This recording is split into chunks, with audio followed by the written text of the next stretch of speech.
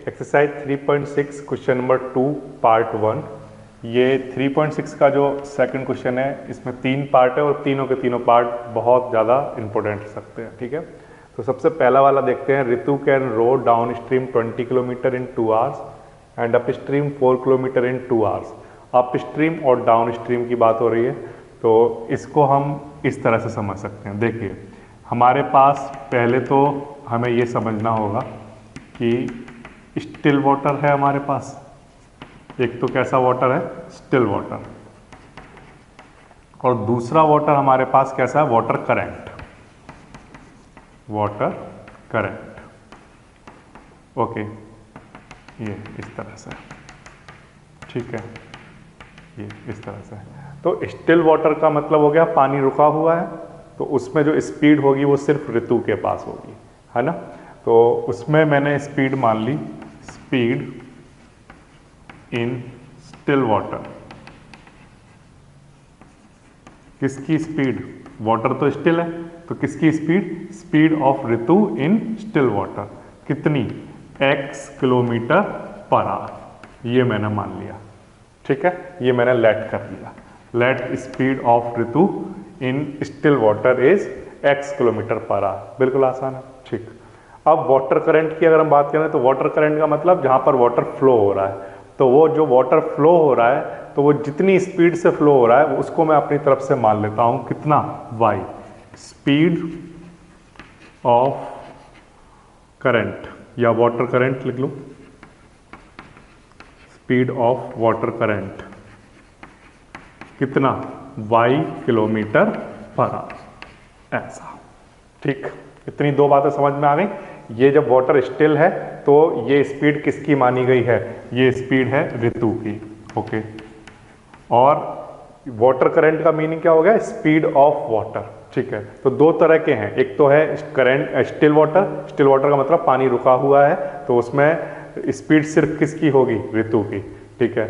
दूसरा water flow कर रहा है, तो वाटर किस स्पीड से फ्लो कर रहा है वो मैंने क्या मान लिया? y किलोमीटर पर आवर, ठीक है। दो तरह की स्पीड मान ली। अब इसके बाद हमें क्या करना है? डाउन स्ट्रीम और अप स्ट्रीम, दो तरह की बात करनी है। तो पहले तो हम बात करते हैं डाउन स्ट्रीम की। देखिए, डाउन स्ट्रीम। अब डाउन स्ट्रीम की अगर हम बात करें तो देखिए, आपको चढ़ना होता है इस तरह से, ऐसे, और उतरना होता है ऐसे, यही तो होगा। ये हमारे लिए क्या होगा? Up stream. अप स्ट्रीम ये होता है अप स्ट्रीम हमारे लिए। और जब हम नीचे की तरफ जा रहे हैं तो ये हमारे लिए क्या कहलाएगा? Down stream. ऐसे होता है, ठीक है। ये अप स्ट्रीम है और ये डाउन स्ट्रीम है, ओके। अब अप स्ट्रीम की अगर हम बात करें या डाउन स्ट्रीम की बात करें, किसी की भी बात कर लो आप। सबसे पहले वाटर की अगर हम बात करें तो देखो, वाटर तो यहां से भी नीचे ही जाएगा, वाटर यहां से भी नीचे जाएगा। और अगर हम वाटर यहां पर होगा तो अपस्ट्रीम वाले केस फिगर में देखोगे तो ये भी आपको किधर जाता हुआ दिखाई देगा? नीचे। वाटर तो हमेशा ऐसे ही फ्लो करेगा, डाउनवर्ड। अपवर्ड तो फ्लो कर नहीं सकता, है ना। तो वाटर तो नीचे की तरफ फ्लो करेगा, ऐसा ऑलवेज। तो ये वाटर की स्पीड हुई। तो वाटर की स्पीड एक्चुअल में हमने कितनी मानी है? y, ऐसे। तो वाटर ऐसे जा रहा है, ऐसे जा रहा है, ठीक है। अब अपस्ट्रीम के केस में ऋतु कैसे जा रहा होगा?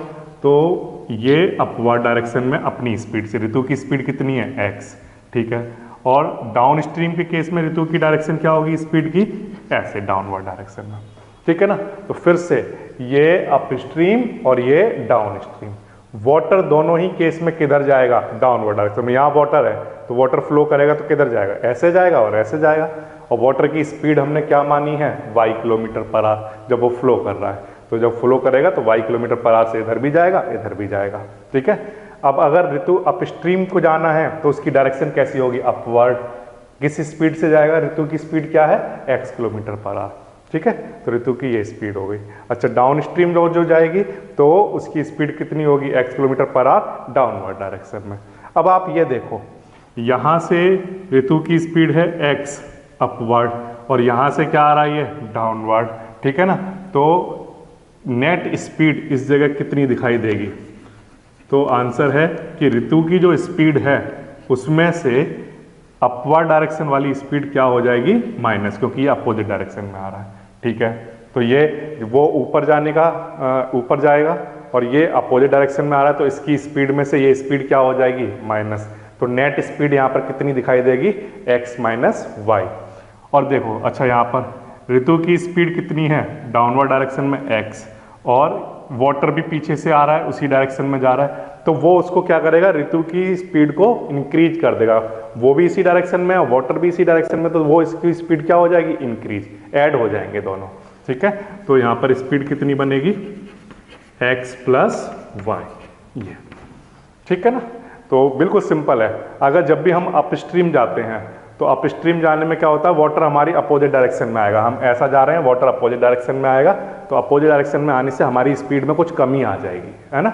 और जब हम डाउनवर्ड डायरेक्शन में जाएंगे तो हम भी ऐसे जा रहे हैं, वाटर भी ऐसे जा रहा है, तो वो हमें हेल्प करेगा नीचे जाने में, फोर्स लगाएगा हम पर, तो हमारी स्पीड क्या हो जाएगी, बढ़ जाएगी। तो यहाँ पर नेट स्पीड कितनी दिखाई देगी, x प्लस वाई। बिल्कुल आसान है, ठीक है।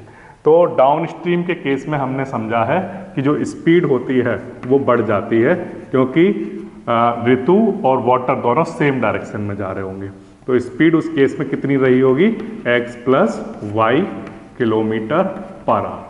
ठीक है, अच्छा डाउन स्ट्रीम जाने में चलना कितना है, तो आंसर है, ये हमें क्वेश्चन में गिवन है, डिस्टेंस कितनी, 20 किलोमीटर। कितना जाना है, 20 किलोमीटर। और टाइम कितना लगेगा ऐसा करने में हमें, तो टाइम भी हमें दे रखा है क्वेश्चन में, कितना, 2 आवर। ठीक है, स्पीड पता है, डिस्टेंस पता है, टाइम पता है। तो अब हम फॉर्मूला जानते हैं। क्या फॉर्मूला जानते हैं हम, कि स्पीड इनटू टाइम ये किसके इक्वल होता है, डिस्टेंस के, है ना। ये फॉर्मूला सबने पढ़ा है, डिस्टेंस अपॉन टाइम क्या हुआ करता है, स्पीड। तो डिस्टेंस इक्वल टू क्या होता होगा, स्पीड इनटू टाइम।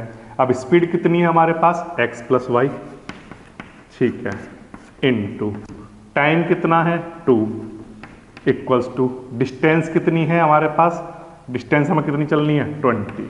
ठीक है, अब इस 2 से इसको डिवाइड करा दो, तो ये कितना आ गया, 10, और इधर क्या चल रहा है, x प्लस वाई। ये हमारे पास आ गई फर्स्ट इक्वेशन। बिल्कुल आसान है, ठीक है ना। अब इसी तरह से हम ये डाउन स्ट्रीम की सारी बातें कर ली हमने। अब इसी तरह से हम बात किसकी करेंगे, अप स्ट्रीम की बात करेंगे। ठीक है, तो कर लीजिए अप स्ट्रीम की बात है। अप स्ट्रीम की अगर हम बात करें तो हमारे पास क्या क्या है, स्पीड है कितनी, x माइनस वाई। क्यों, क्योंकि हमारी जो स्पीड है, हमारी जो स्पीड की डायरेक्शन है और वाटर की स्पीड की जो डायरेक्शन है वो अपोजिट है, तो हमारी स्पीड में कुछ कमी आ जाएगी, क्योंकि वो हमें अपोज कर रहा होगा। तो स्पीड कितनी रह जाएगी, x माइनस वाई। ठीक है, तो स्पीड x माइनस वाई इतना क्या, किलोमीटर पर आवर। ठीक है, और हमारे पास क्या क्या है, तो उसने क्वेश्चन में बोला है कि अप स्ट्रीम चलना है 4 किलोमीटर इन 2 आवर। तो डिस्टेंस कितनी चलनी है, तो डिस्टेंस हमें चलनी है 4 किलोमीटर। कितने टाइम में चलना है, टाइम हमें दे रखा है 2 आवर्स। ठीक है, ये सब इंफॉर्मेशन हमें अप स्ट्रीम के बारे में। तो वी नो दैट कि स्पीड इनटू टाइम ये किसके इक्वल होता है, ये इक्वल होता है प्यारे बच्चों किसके, डिस्टेंस के। ठीक है, स्पीड कितनी है, x minus y into time, time कितना है 2 इक्वल्स टू डिस्टेंस कितनी चलनी है 4, ये लिख लो। 2 से इसको डिवाइड करा दो, तो यहाँ पर कितना बचेगा 2, और इधर क्या चल रहा है x माइनस वाई। ये हमारे पास आ गई सेकंड इक्वेशन। ठीक है, तो एक इक्वेशन हमने बना ली डाउन स्ट्रीम वाली, x plus y equals to 10, और एक इक्वेशन हमारे पास ये आ गई x minus y equals to 2, ये अप स्ट्रीम के लिए आ गई। इन दोनों इक्वेशन को आपस में सॉल्व कर लेते हैं और x और y की वैल्यू निकल जाएंगी। ठीक है, तो पहली इक्वेशन मेरे पास क्या है, x plus y equals to 10, x plus y equals to 10, और सेकंड इक्वेशन क्या है, x minus y equals to 2, तो x minus y equals to 2, ये लिख लिया।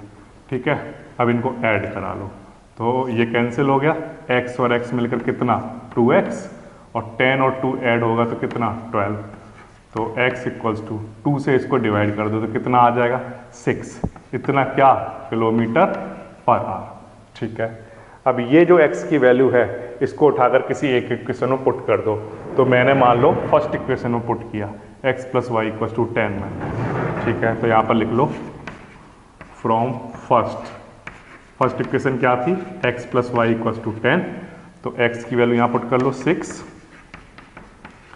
उधर जाकर माइनस हो जाएगा, तो 10 माइनस 6, y की वैल्यू कितनी आ जाएगी 4 किलोमीटर पर आवर, ये आ जाएगा हमारे पास, ठीक है। तो ये हमारे पास दोनों आंसर आ गए। एक तो x का आंसर आ गया, तो x एक्चुअल में क्या था, ऋतु की स्पीड ये निकल कर आई है, स्पीड ऑफ ऋतु कहाँ पर, इन स्टिल वाटर, ठीक है, ये निकल कर आ गई। और ये y 4 किलोमीटर पर आवर ये क्या निकल कर आया है, ये निकल कर आई है वाटर की स्पीड, या मैं कहूँ स्पीड ऑफ वाटर करंट, ठीक है, वाटर करंट, ये आपका आंसर आ जाएगा, ठीक है ना। तो इस तरह से अप स्ट्रीम और डाउन स्ट्रीम के बारे में आप सोच सकते हो। तो ये वाला कंसेप्ट आपको बिल्कुल क्लियर हो गया होगा। जब वाटर स्टिल है तो उस केस में सिर्फ स्पीड किसके पास होगी, अगर हम स्टिल वाटर में चलते हैं तो स्पीड सिर्फ हमारी होगी। तो मैंने ये जो x माना है स्टिल वाटर के केस में, स्पीड ये किसकी होगी, ऋतु की, ठीक है। फिर वाटर करंट का मतलब हो गया जब फ्लो करता हुआ वाटर, तो फ्लो करते हुए वाटर की स्पीड मैंने अपनी तरफ से कितनी मान ली, y। अब मैंने देखा कि अगर ऋतु को अपस्ट्रीम जाना है तो उसकी स्पीड तो कितनी है, x, ठीक है, और वाटर फ्लो की स्पीड कितनी है, y।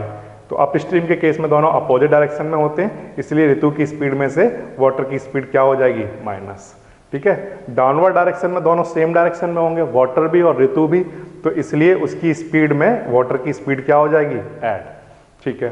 अब हमें स्पीड पता है, डिस्टेंस पता है, टाइम पता है, तो स्पीड इनटू टाइम किसके इक्वल रख दोगे, डिस्टेंस के इक्वल। यहाँ से सॉल्व करके एक इक्वेशन बन जाएगी। बिल्कुल सिमिलरली इसी तरह से चलोगे किसके लिए, अप स्ट्रीम के लिए, स्पीड पता है, डिस्टेंस पता है, टाइम पता है, इस फॉर्मूले में वैल्यू पुट करोगे तो सेकंड इक्वेशन आ जाएगी। इन दोनों इक्वेशन को आपस में सॉल्व करोगे तो आपके पास x और y की वैल्यू आ जाएगी। बिल्कुल आसान वाला क्वेश्चन है, ठीक। देखिए एक और आसान वाला क्वेश्चन आ गया, इसका second part. 2 women and 5 men can together finish an embroidery work in 4 days, while 3 women and 6 men can finish it in 3 days. Find the time taken by 1 woman alone to finish the work and also that taken by 1 man alone. Okay, work and time का question है। छोटी क्लासों में आप work और time के बहुत सारे क्वेश्चन करके आए हो, उसमें आपने ये रिलेशन देखा था कि अगर हमें कोई भी वर्क करना हो, है ना, और किसी भी वर्क को करने के लिए अगर मैन पावर ज़्यादा है तो टाइम कम लगेगा, है ना, और अगर मैन पावर कम है तो टाइम ज़्यादा लगेगा। यानी कि वर्क और टाइम, ये जो कोई भी वर्क करने के लिए टाइम और का रिलेशन कैसा है, तो आंसर है ये एक दूसरे के कैसे होते हैं, इन्वर्सली प्रोपोर्शनल होते हैं। अगर मैन पावर ज़्यादा तो टाइम कम, अगर मैन पावर कम तो टाइम ज़्यादा, तो ये इन्वर्सली प्रोपोर्शनल हुए, ठीक है। तो मैं यहाँ से ये कह सकता हूँ कि किसी भी वर्क की अगर हम बात करें तो वर्क इन्वर्सली प्रोपोर्शनल होता है किसके, टाइम के। ये हम छोटी क्लासों में पढ़ के आए हैं। तो अगर हमें कभी भी वर्क निकालना हो, है ना, 1 वर्क निकालना हो तो वो किसके इक्वल होता होगा, 1 अपॉन टाइम के। जब भी वर्क ज़्यादा करना हो, ज़्यादा लोग काम करेंगे तो वहाँ पर टाइम कम लगेगा, है ना।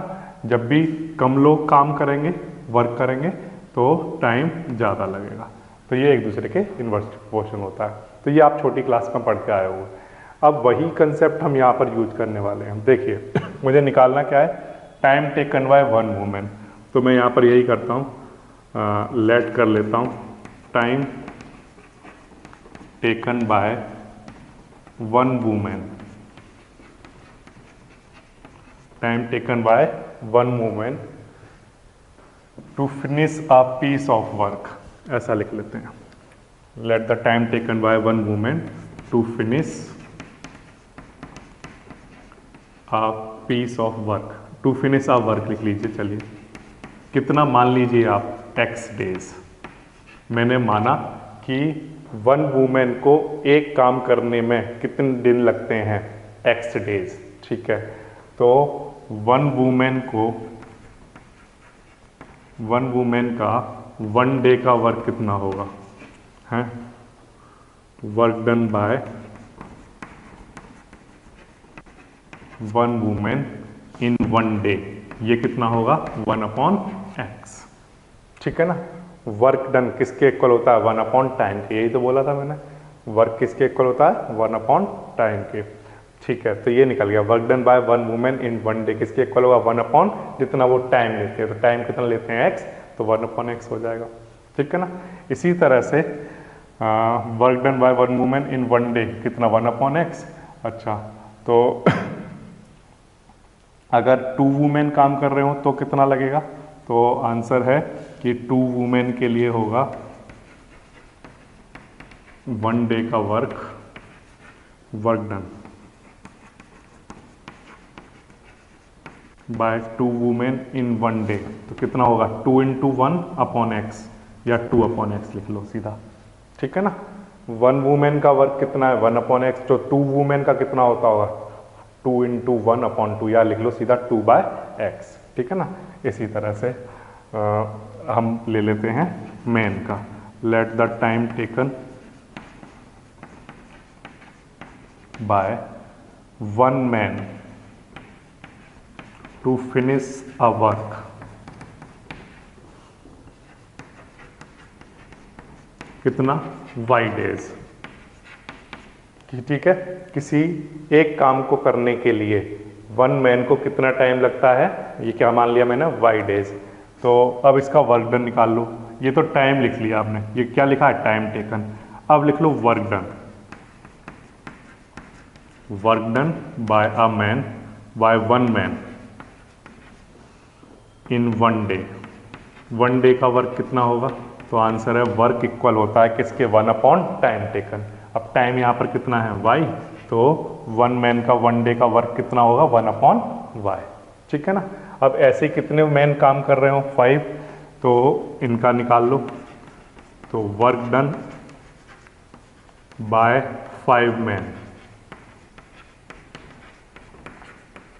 तो 5 मैन का वन डे का वर्क कितना होगा, तो आंसर है वन मैन का वन डे का वर्क है 1/y, तो 5 मैन का कितना होगा 5 से मल्टीप्लाई करा दो, तो ये कितना आ जाएगा 5/y, ये निकल कर आ गया। तो 2 वुमेन का वर्क कितना है 2/x, 5 मैन का वर्क कितना है 5/y। अब ये 2 वुमेन और 5 मैन अगर टुगेदर वर्क करते हैं, है ना, टुगेदर वर्क करते हैं तो कितने दिन में कर देते हैं 4 डेज में।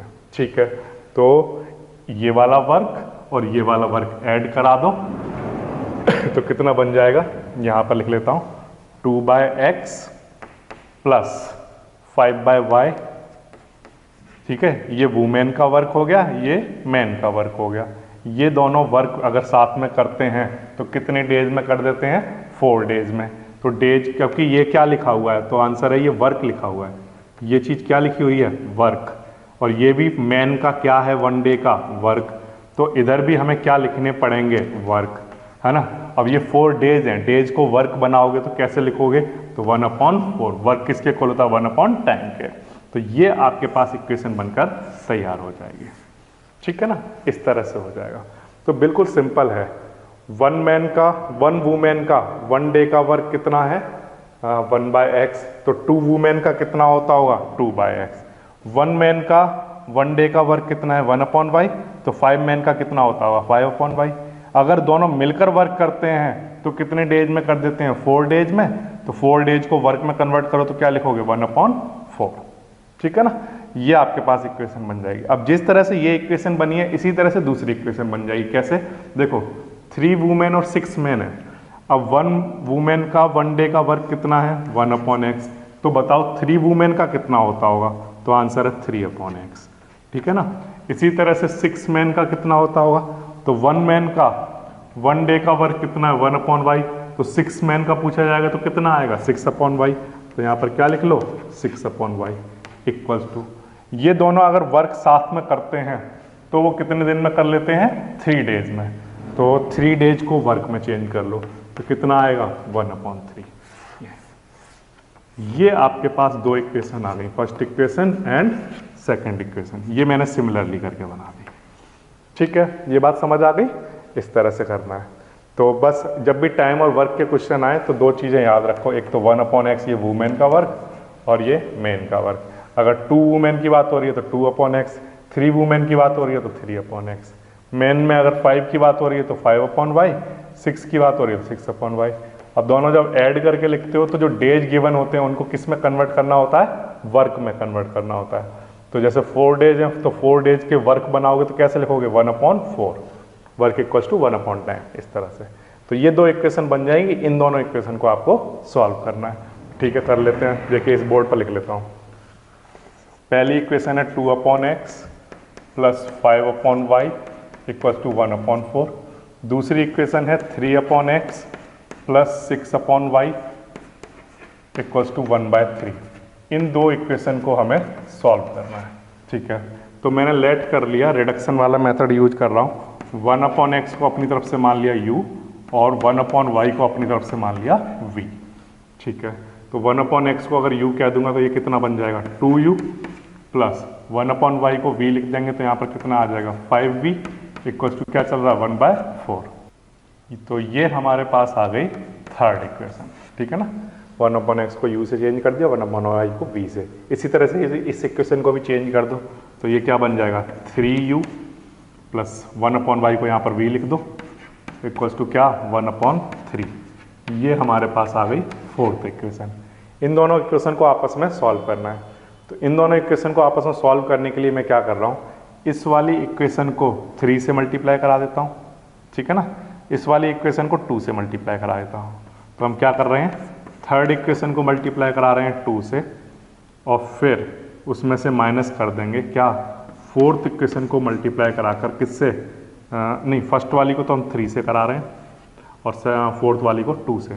इसको 3 से कराओगे तो बताओ कितना आएगा। तो देखो 3 2 जा 6u प्लस 3 5 जा 15v इक्वल्स टू 3 इंटू 1 3/4। इस वाली इक्वेशन को 3 से करा दिया, अब इस वाली को 2 से करा दो। तो 2 से कराने पर क्या बनेगा, 6u 2 into 6 12v equals to ये 2/3। ठीक है, इससे क्या फ़ायदा हुआ, ये आपको समझ आ गया होगा, आपने पूरा अगर चैप्टर पढ़ा है तो, कि u के कोफिशिएंट कैसे हो गए, सेम। अब इनको एलिमिनेट कर देंगे। तो u के कोफिशिएंट सेम बनाने के लिए इस इक्वेशन को 3 से मल्टीप्लाई करा और इसको 2 से मल्टीप्लाई करा दिया। ठीक है, तो ये u के कोफिशिएंट सेम हो गए। अब इनको हम क्या कर रहे हैं, माइनस। तो माइनस करने पर इनके साइन क्या हो जाएंगे, चेंज हो जाएंगे। ठीक है, तो u ये कैंसिल आउट हो जाएगा, 6u से 6u। अब 15 में से 12 जाएगा तो कितना, 3v और 3/4 में से माइनस कराना है क्या, 2/3। तो देखो ये एलसीएम ले लो, कितना 12, 4 3 जा 3 3 जा 9, 3 4 जा 4 2 जा 8। अब यहाँ कितना बचेगा, 9 माइनस 8 1/12 और इधर क्या चल रहा है, 3v। तो v इक्वल्स टू कितना आ जाएगा, 1/36। 3 से यहाँ मल्टीप्लाई करा दिया। ठीक है ना, तो ये हमारे पास किसकी वैल्यू आ गई, v की। अब ये जो v की वैल्यू आई है, इस v की वैल्यू को उठाकर किसी एक इक्वेशन में पुट कर दो, इसमें या इसमें, दोनों में से किसी में कर दो। चलो इस वाली में कर देता हूँ मैं। ठीक है, तो यहाँ पर लिखता हूँ फ्रॉम फोर्थ इक्वेशन में 3u प्लस 6v, v की जगह क्या, 1/36 इक्वल्स टू 1/3। ठीक है ना, ये जो v की वैल्यू आई है वो यहाँ पर पुट कर देंगे। ठीक है, पुट कर दो तो देखो क्या बनेगा, 6 से ये कैंसिल हो जाएगा तो 1/6 बचा इधर। तो आगे सॉल्व कर लो इसको, 3u इक्वल्स टू 1/6 उधर जाएगा तो कैसा हो जाएगा, माइनस का। तो क्या आ जाएगा, देखो 1/3 माइनस 1/6। सॉल्व करो, 6 आएगा एलसीएम, 3 2 जा 6 माइनस 1 तो 1/6। ये 3u चल रहा था, अब ये 3 डिवाइड में आ जाएगा तो कितना आ जाएगा, 18। तो u की वैल्यू 1/18 आई और v की वैल्यू 1/36 आई। अब हमने जो माना था उसको चेंज कर दो। 1/x किसके इक्वल था, u के। तो नाउ 1/x किसके इक्वल था, u के। तो 1/x ऐसे ही ठीक है। u की वैल्यू कितनी आई है, 1/18। u की वैल्यू पुट कर दी। अब x कंपैरिजन करा लो, x कितना आ रहा है, 18। तो ये 18 डेज। ठीक है ना, ये 1 वूमेन का निकल गया। अगर 1 वूमेन अकेले वर्क करेंगी तो उनका कितने दिन में फिनिश होगा वर्क, 18 डेज में। ठीक है ना, इसी तरह से आप दूसरा लिख लो, 1/y को v माना था, तो 1/y, v की वैल्यू कितनी है 1/36, तो यहाँ लिख लो 1/36, तो यहाँ से कंपैरिजन करा लो, 36 इधर y इधर, तो y की वैल्यू कितनी आ जाएगी 36, इतना डेज। तो वन मैन अगर अलोन अगर वर्क करता है तो उसका टाइम कितना लगेगा 36 डेज वर्क करने में लगेगा, ठीक है ना। तो ये आ जाएगा आपके सामने निकल कर। तो ये बिल्कुल सिंपल होता है, आपको मैंने यहाँ पर बता दिया 1/x 1/y, ये वन मैन का वर्क है, 1 वूमेन का वर्क है। तो 2 वूमेन के लिए 2/x, 5 मैन के लिए 5/y, 4 डेज लगते हैं तो 1/4 लिख लो। इसी तरह से इस इक्वेशन को बना लो, इन दोनों इक्वेशन को उठाओ और इसमें रिडक्शन मेथड लगाकर uv में कन्वर्ट कर लो, फिर उसको सॉल्व करके आपके पास u और v की वैल्यू आ जाएगी। u की वैल्यू आ गई, v की वैल्यू आ गई, फिर 1/x को हमने u माना था तो u की जगह रख दो 1/18, तो x की वैल्यू आ जाएगी। v की जगह लिख दो 1/36, तो y की वैल्यू 36 आ जाएगी। इस तरह से हो जाएगा ये क्वेश्चन, बिल्कुल आसान है। देखिए एक और आसान वाला क्वेश्चन आ गया, इसका है third part. Ruhi travels 300 kilometre to her home partly by train and partly by bus. Okay, Ruhi को 300 किलोमीटर डिस्टेंस चलनी है, ये यहाँ से लेकर यहाँ तक कितना 300 किलोमीटर, 300 किलोमीटर ऐसे। और ये जो डिस्टेंस इसको कवर करनी है, वो डिस्टेंस पहले कुछ डिस्टेंस कवर करेंगे बाय ट्रेन, फिर कुछ डिस्टेंस कवर करनी है बाय बस, ठीक है, ऐसे जाना है। तो if she takes 4 hour if she travel 60 kilometre by train, अगर ट्रेन से चलती है वो कितना 60 किलोमीटर चलती है, तो बस से कितना चला होगा। तो आंसर है कि टोटल डिस्टेंस चलनी है 300 किलोमीटर, उसमें से 60 किलोमीटर माइनस कर दो, तो कितना बच जाएगा 240 किलोमीटर। ये 240 किलोमीटर किससे चला होगा बाय बस, ठीक है। फिर से यहाँ पर 300 किलोमीटर डिस्टेंस कवर करनी है, वो ट्रेन से करनी है और पार्टली बाय बस से करनी है, ठीक है, पार्ट में करनी है। तो ट्रेन से अगर 60 किलोमीटर की तो बस से कितनी डिस्टेंस कवर करनी होगी 240 किलोमीटर, ठीक है। तो मैंने माना कि let the speed of train, speed of train मुझे क्वेश्चन में गिवन नहीं है, मैंने अपनी तरफ से निकालनी है ये, find the speed of train. तो मैंने जो निकालना है उसी को x मानना होता है। तो द स्पीड ऑफ ट्रेन ये मैंने मान ली अपनी तरफ से कितनी x किलोमीटर पर आवर, ठीक है। और स्पीड ऑफ बस ये भी मुझे निकालनी है, तो स्पीड ऑफ बस मैंने कितनी मान ली y किलोमीटर पर आवर, ठीक है।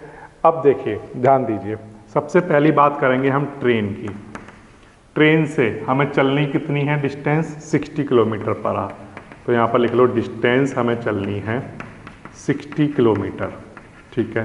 कितनी स्पीड से हम जाएंगे, तो आंसर है स्पीड से हम जाएंगे, हमने कितनी मानी है x किलोमीटर पर आवर, ठीक है। तो ट्रेन से डिस्टेंस चलनी है 60 और स्पीड कितनी है ट्रेन की x, तो बताइए टाइम कितना लगेगा वहाँ पर। तो टाइम इक्वल्स टू क्या होता है, टाइम इक्वल्स टू होता है डिस्टेंस अपॉन स्पीड, ये फॉर्मूला होता है टाइम का। तो ट्रेन से टाइम कितना लगा होगा, तो डिस्टेंस कितनी है 60 और स्पीड कितनी है x, ये टाइम लगा होगा बाय ट्रेन, ठीक है। अब इसी तरह से आप बात कर लो किसकी, बस की। बस से हम कितना चल रहे डिस्टेंस, तो यहाँ लिख लो डिस्टेंस हमें बस से चलनी है कितनी 240 किलोमीटर, ठीक है, ये लिख लिया हमने। स्पीड हम कितनी से जाएंगे, बस की स्पीड कितनी है y किलोमीटर पर आवर, ठीक है। तो बस से जाने में कितना टाइम लिया होगा हमने, तो वो टाइम इक्वल होगा किसके, डिस्टेंस अपॉन स्पीड के, ऐसे। तो डिस्टेंस कितनी चलनी है 240 किलोमीटर और कितनी स्पीड से जाएंगे y से, तो इतना टाइम लिया होगा बस ने, ठीक है। तो ट्रेन का टाइम और बस का टाइम दोनों मिलाकर उसे टोटल कितने टाइम लगता है 4 आवर। कितना टाइम लगता है 4 आवर। तो ये वाला टाइम और ये वाला टाइम अकॉर्डिंग टू क्वेश्चन किसके इक्वल है? तो आंसर है ट्रेन वाला टाइम प्लस बस वाला टाइम, ये दोनों टाइम मिलाकर उसे टोटल टाइम कितना लगता है? शी टेक्स 4 आवर, तो किसके इक्वल होगा ये? 4 के। This is equation number 1। इस तरह से फर्स्ट इक्वेशन बन जाएगी। ये बात आ गई आपको समझ में? ठीक है, तो मैंने अलग अलग टाइम निकाल लिए। ट्रेन का टाइम निकाल लिया, डिस्टेंस पता है, स्पीड पता है, तो टाइम निकल गया। बस का डिस्टेंस पता है कितना चलना है और स्पीड मैंने मान ली है, तो इसका टाइम निकाल लिया। ये दोनों टाइम मिलाकर उसको कितना टाइम लगता है? शी टेक्स 4 आवर, तो ये दोनों टाइम प्लस करके कितना लिख दिया? 4 आवर। ठीक है, अब कंडीशन चेंज कर दी। क्या? If she travel 100 kilometre by train, तो अब अगर ट्रेन से हमें चलना हो 100 किलोमीटर, है ना, तो बताइए बस से कितना चलना होगा? तो आंसर है टोटल डिस्टेंस हमें चलनी थी 300, उसमें से 100 चले हम ट्रेन से, तो अब बस से कितना चल रहे होंगे? 200 किलोमीटर। चलेंगे या नहीं चलेंगे? हाँ, ठीक है। तो देखिए पहले, अब सिमिलरली जैसे यहाँ पर इक्वेशन बनाई थी, इसी तरह से इक्वेशन बनाएंगे। पहले डिस्टेंस कितनी थी बस ट्रेन की? 60। अब डिस्टेंस कितनी लेकर चलोगे? 100, है ना। 100 अपॉन x आ जाएगा टाइम, तो यहाँ पर क्या बनेगा? 100 अपॉन x। ठीक है, अब बस का टाइम कितना, बस की डिस्टेंस कितनी लेकर चलोगे? 200। पहले 240 ली थी और स्पीड y थी, तो टाइम क्या आया था? 240 अपॉन y। अब स्पीड, अब डिस्टेंस कितनी लेकर चलोगे? 200, और स्पीड तो वही है y, तो 200 अपॉन y टाइम लगेगा। तो यहाँ पर लिख लो 200 अपॉन y। अब ये दोनों टाइम मिलाकर उसे कितना लग रहा है? शी टेक्स 10 मिनट लॉन्गर, तो 10 मिनट ज़्यादा लग गए, तो इसका मतलब अब कितने लग रहे होंगे? 4 आवर 10 मिनट, इतना टाइम लग रहा होगा। ठीक है ना। इस तरह से ये आपके पास सेकंड इक्वेशन बन जाएगी। इस सेकंड इक्वेशन को थोड़ा सा और लिख लो।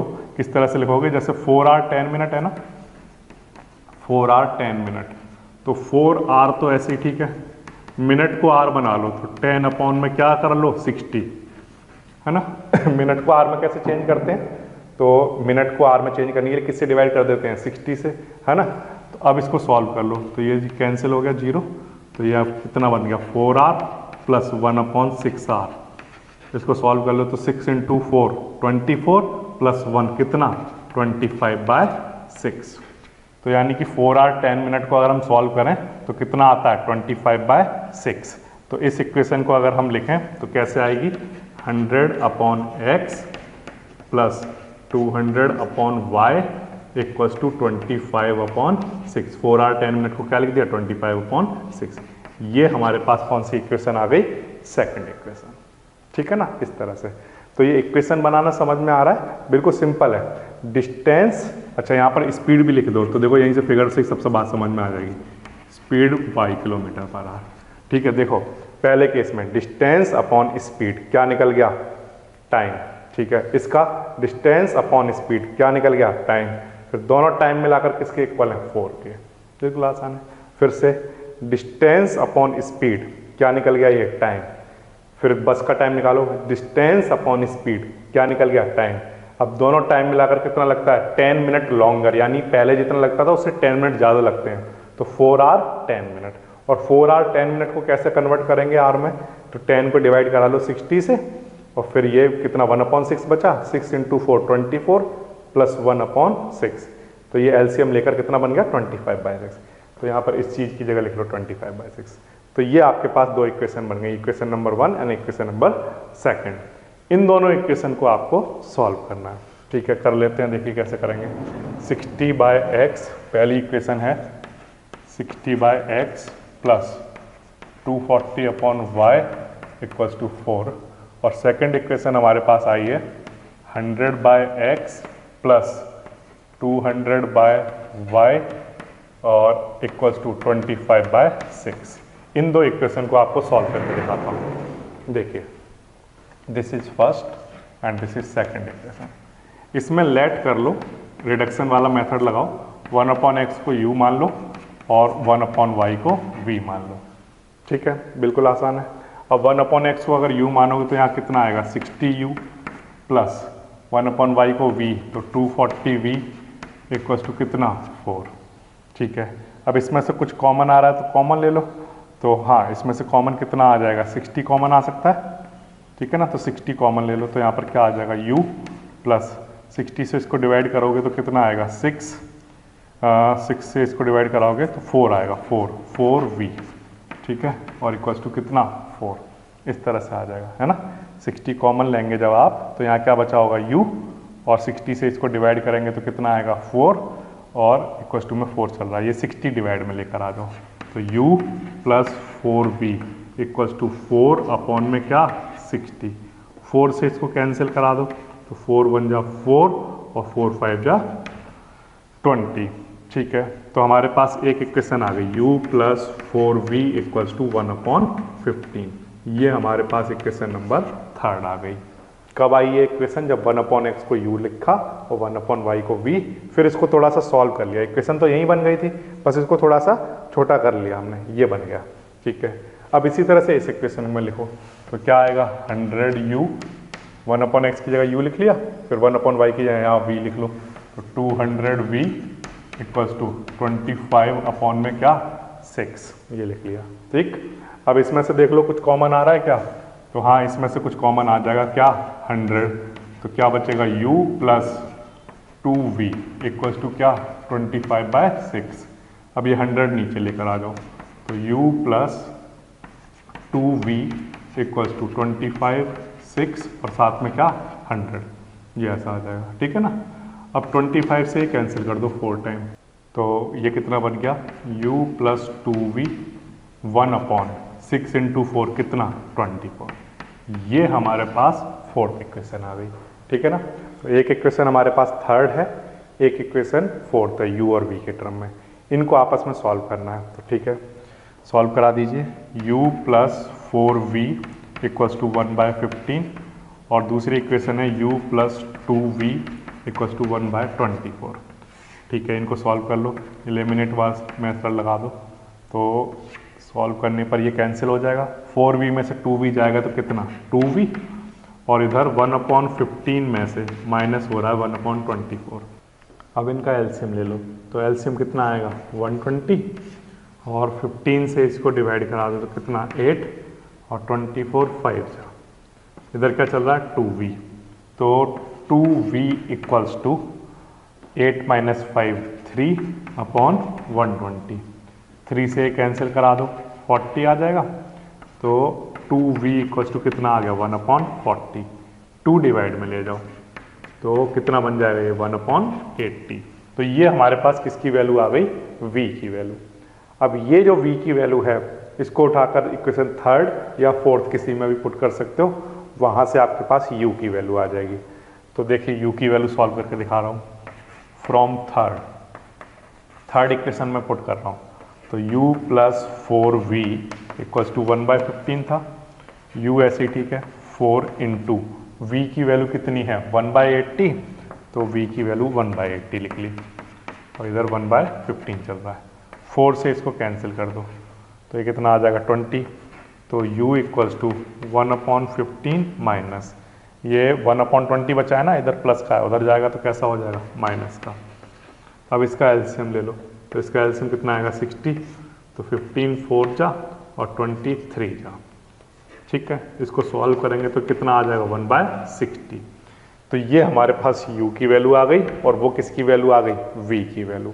ठीक है, अब हमने 1/x के इक्वल किसको माना था u को, तो यहाँ लिख लो 1/x इक्वल टू क्या था u, 1/x ऐसी ठीक है, u की वैल्यू कितनी आई है 1/60, तो यहाँ लिख लो 1/60, तो x इधर 60 इधर, तो x इक्वल टू कितना आ जाएगा 60। इतना किलोमीटर पर आवर रही होगी किसकी स्पीड, ट्रेन की स्पीड। ये जो आंसर आया है किसका आंसर आया, ट्रेन का। ठीक है ना, इसी तरह से यही काम आप किसके लिए करोगे, 1/y किसके इक्वल था, v के इक्वल, तो v के इक्वल लिख लो, तो 1/y इक्वल्स टू v की वैल्यू हमने कितनी निकाली है, v की वैल्यू आई है हमारी 1/80, तो वो लिख लो यहाँ पर 1/80, तो y इधर 80 इधर, तो y इक्वल्स टू कितना आ जाएगा 80। इतना किलोमीटर पर आवर, ये जो स्पीड आई है ये किसकी स्पीड आई है, बस की स्पीड, ऐसे निकल कर आ जाएगा। ठीक है ना, तो बिल्कुल आसान है। इक्वेशन सॉल्व करना ये एक अलग चीज़ हो गई, मेन जो आपको समझने वाली चीज़ है वो इक्वेशन बनाना। इक्वेशन बनाने के बाद तो क्वेश्चन को करना बिल्कुल आसान हो जाता है, और इक्वेशन बनाना बिल्कुल आसान है। हमें टोटल क्या दिया हुआ है, टाइम। अगर हमें टोटल टाइम दिया हुआ है तो दोनों के सेपरेट टाइम निकाल लो, ट्रेन के और बस के, फिर उनको ऐड करा के टाइम के इक्वल रख दो। तो इनके सेपरेट टाइम कैसे निकालेंगे, तो आंसर है कि टाइम का फॉर्मूला होता है डिस्टेंस अपॉन स्पीड। तो 60/x ये ट्रेन का टाइम हो गया, फिर ऐसे ही डिस्टेंस अपॉन स्पीड ये किसका टाइम हो जाएगा, बस का। तो 60/x 240/y, इन दोनों को प्लस करेंगे तो टोटल टाइम के इक्वल किस लिख दो, 4 के इक्वल। इसी तरह से ये फिर से इस बार ट्रेन से कितना चलना है 100, तो बस से कितना चलना होगा, तो 300 में से 100 माइनस कर दो, कितना 200, है ना। तो अब देखो डिस्टेंस अपॉन स्पीड और डिस्टेंस अपॉन स्पीड, इन दोनों को मिलाकर कितना टाइम लग रहा है, 4 आवर 10 मिनट। 4 आवर 10 मिनट को कन्वर्ट करोगे तो 25/6 आ जाएगा, तो ये लिख लो। तो ये एक इक्वेशन बनेगी, ये एक इक्वेशन बनेगी। फिर रिडक्शन वाला मेथड फॉलो करोगे, मतलब 1/x को u मानना, 1/y को v मानना। रिडक्शन मेथड से इसको सॉल्व करोगे तो आपके पास जो आंसर आएंगे, x की स्पीड हमारे पास कितनी आ जाएगी, x का जो आंसर आएगा वो आएगा 60 km/h, ठीक है, यानी कि ट्रेन की स्पीड, और बस की स्पीड हमारे पास कितनी आ जाएगी, 80 km/h। बिल्कुल आसान है।